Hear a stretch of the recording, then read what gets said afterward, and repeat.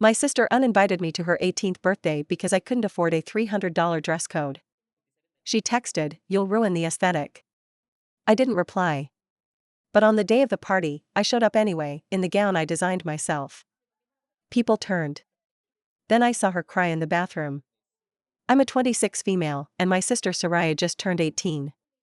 What should have been a celebration for her became a turning point in our already complicated family dynamic. I live with my mom, Jeanette, 54 female, and Soraya in Bethesda, Maryland. My parents split when I was 13. My dad left us and moved to Miami with a woman he met through work.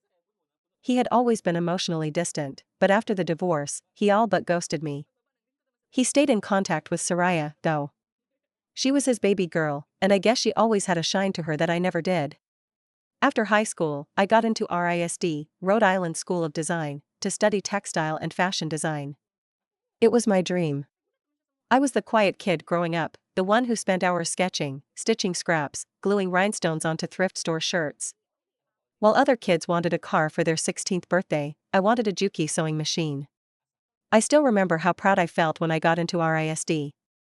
Mom gave me a dry congrats, like she was hoping I'd do something more practical. Soraya rolled her eyes and said, "You're gonna be poor forever." I graduated in 2020, horrible timing, as you can imagine. The fashion world was already cutthroat, but COVID made it worse. Internships vanished. Job offers disappeared. I moved back home after graduation because I had nowhere else to go.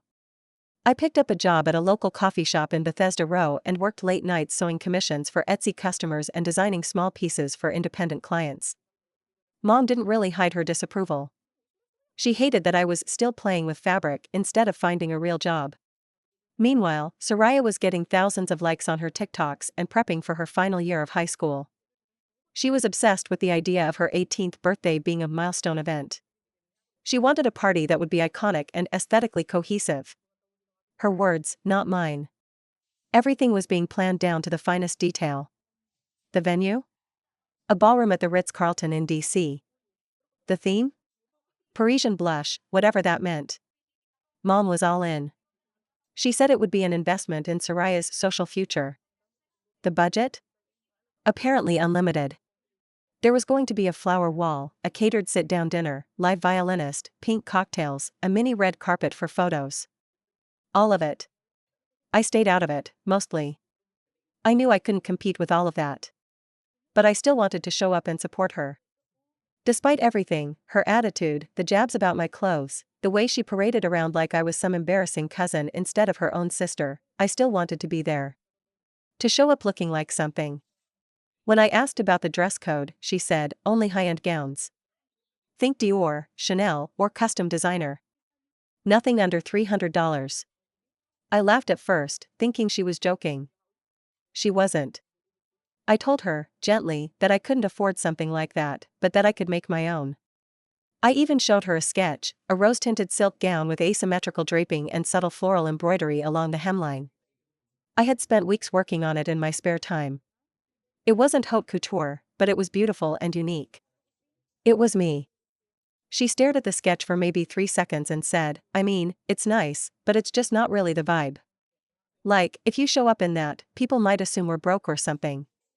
I stood there for a second, stunned. Then I asked, "Are you saying you don't want me to come?" She didn't even hesitate. "I love you, but yeah. If you wear that, it'll ruin the aesthetic." I didn't argue. I didn't cry in front of her. I just nodded and walked away. That night, I locked myself in my room and cried like I hadn't since I was a kid. Not just because she uninvited me, but because I had known, deep down, she would. Because every single thing in that house reminded me that I didn't belong in their perfect, pink-filtered world. The days leading up to the party were silent between us. Mom never mentioned it. I'm not even sure Soraya told her. Or maybe she did, and Mom just silently agreed that it was better that I not be there. The day of the party arrived. I had planned to go to the movies by myself, or maybe just spend the day sewing, pretending it didn't bother me.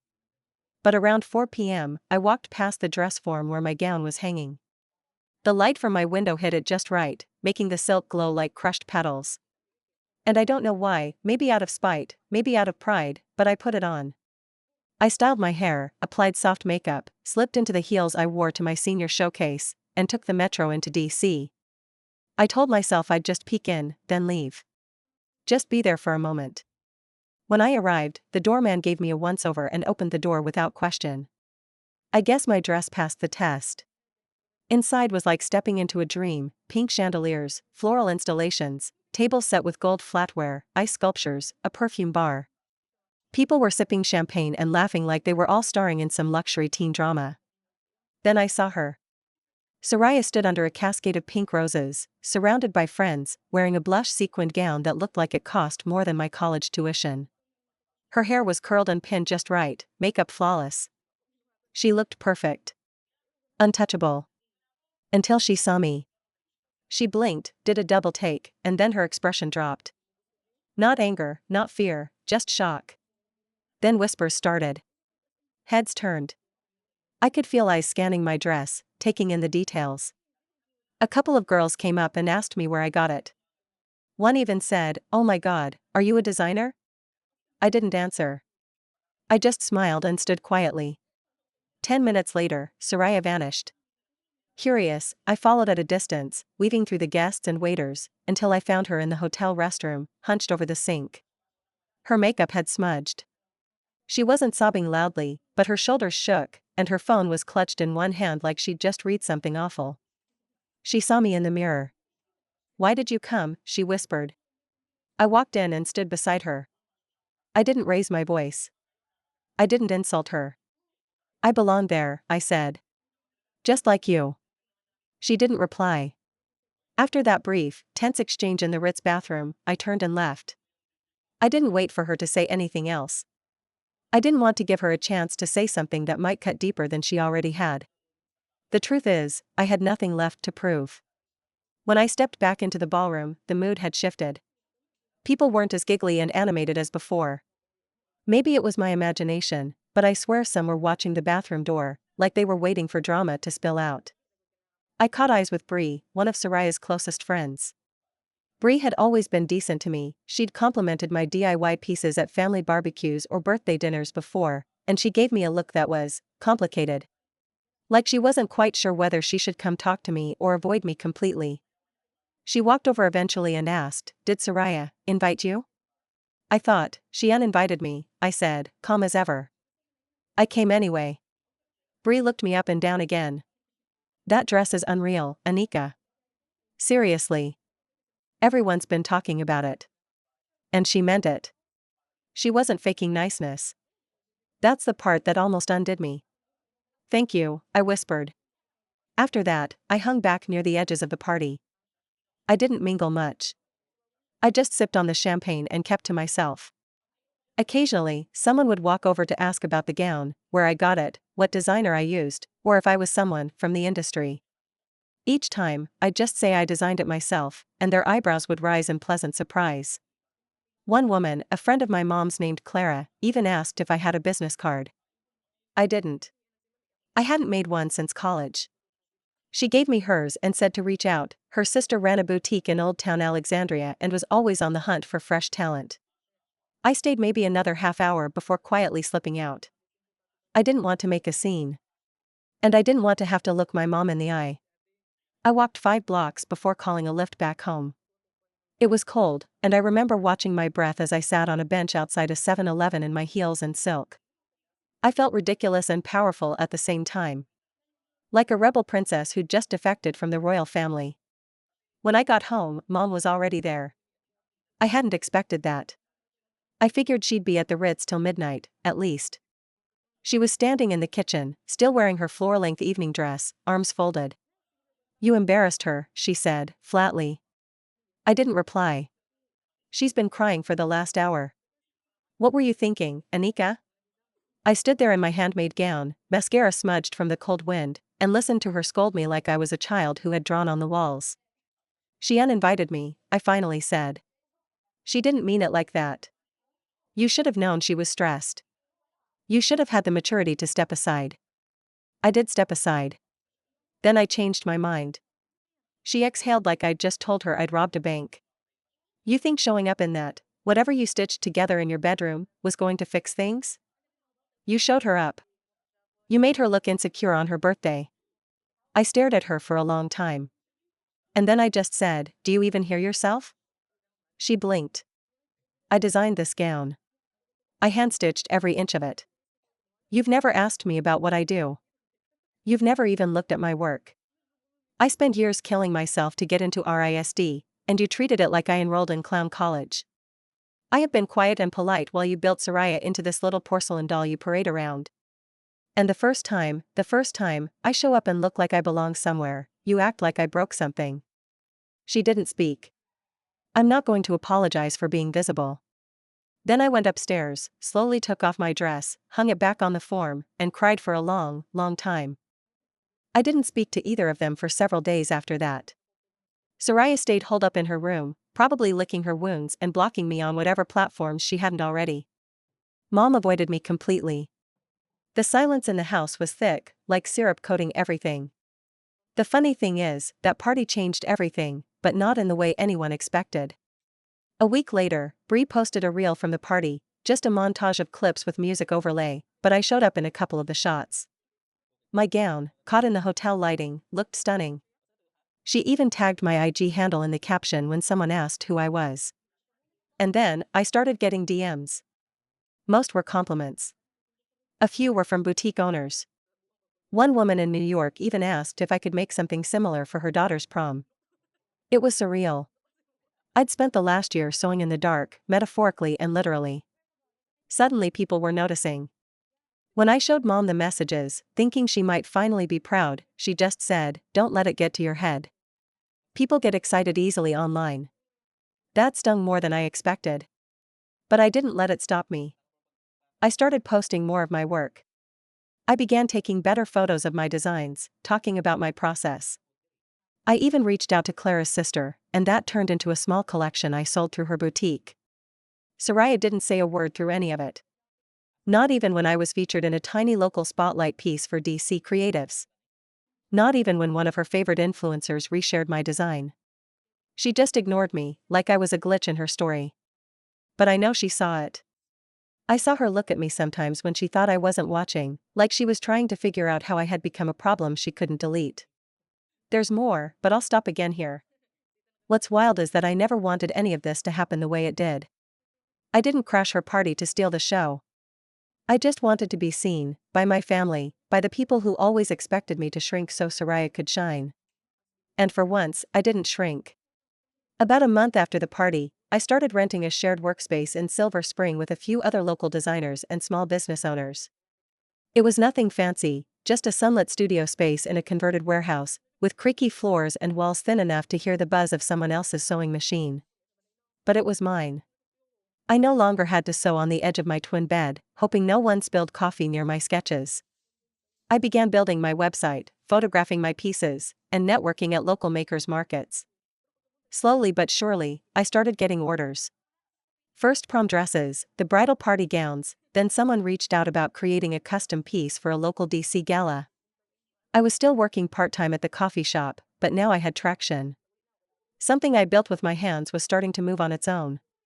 Soraya, meanwhile, stayed silent. We coexisted in that house like strangers who happened to share a hallway. The only time we spoke was when I overheard her complaining to our mom about how I was making it a thing just to get attention. Mom stayed firmly on her side, though she had less to say to me these days. The day she came across a check I got for a bulk order and casually asked, "You doing something shady?" was the moment I realized there was no version of success I could achieve that would satisfy her. So I stopped looking for her approval. Stopped waiting for praise. I started living as if I already had it, which in a strange way made it easier to breathe. 6 months after the party, something happened that changed everything. I got an email from a talent scout with an agency in New York. They were looking for emerging designers for a spring showcase during Fashion Week, not the main runway, but a side event that featured newer names and independent creatives. One of their team members had seen my work through a repost on Instagram. Would I be interested in applying?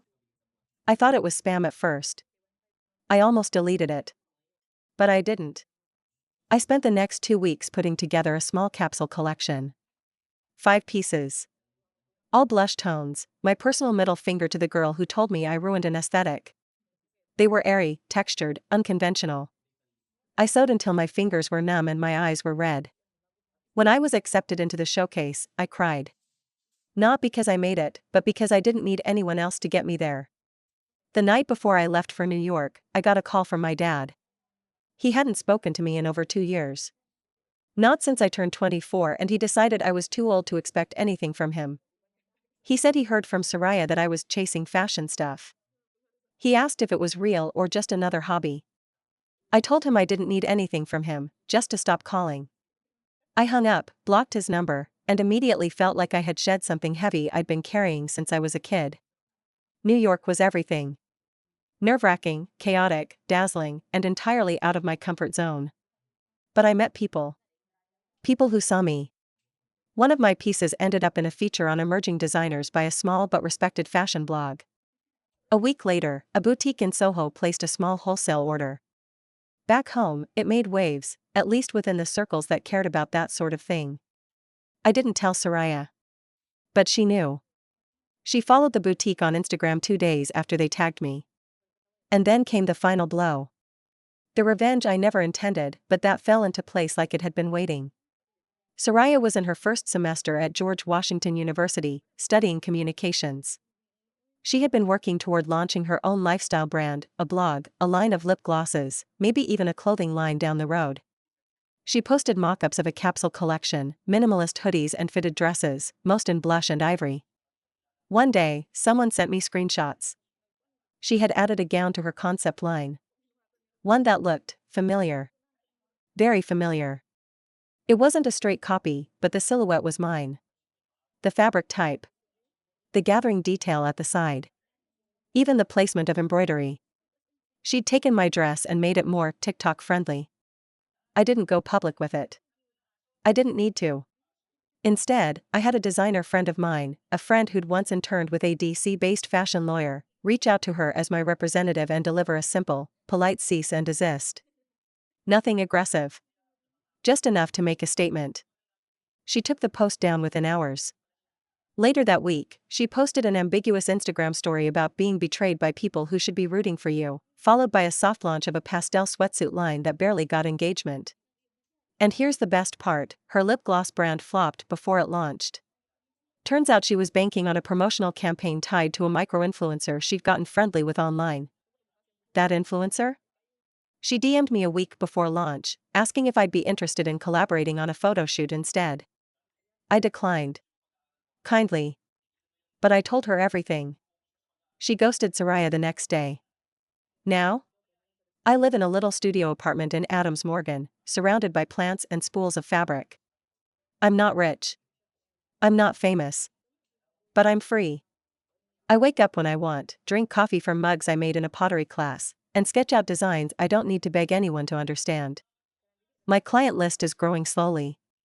I'm featured in an upcoming spring issue of a local DC fashion mag. And my inbox has a few promising leads from indie stylists looking for original pieces for editorials. I haven't seen Soraya in person in almost a year now. We exist on parallel timelines that never cross. Last I heard, she's back home, taking classes online, and rebranding again. Mom tried to call recently, asking if I'd come home for Thanksgiving.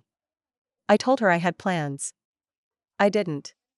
But I wasn't going to sit at that table again pretending we were a family that supported one another. Sometimes people think revenge has to be fire and fury. But honestly? Sometimes it's just successfully becoming the person they said you could never be, without ever raising your voice. And that's enough.